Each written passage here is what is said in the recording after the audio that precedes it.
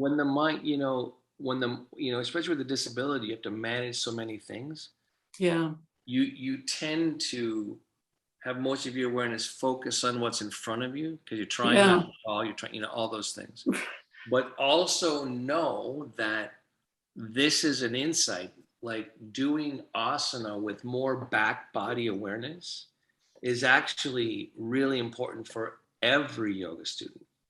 And it's not easy to do, right? It takes practice. And so, so I remember hearing this for the first time where Prashant Iyengar, in some written instruction way back, I don't know, it's probably 28 years ago, said, do trikonasana, do triangle pose as if there's a wall behind you.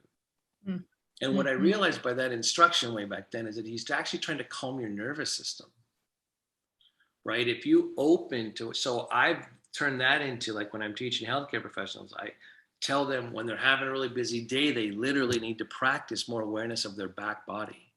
That back body awareness, so I morphed it into more back body awareness helps with stress too, right? So it's like it is a way, but and then in order to truly get back body awareness, you can't be clenching the inside of your mouth. Whole bunch of things are cascadingly true when you have to open to the backside of poses. What ironically, to open to the backside of poses, or paradoxically, you actually have to be more aware of the midline, right? Because your mind is leading your consciousness towards what it sees and where the drama is.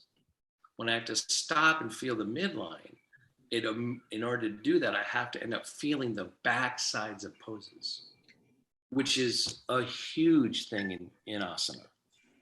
So they all go together, right? Yeah. Thank you. Yep.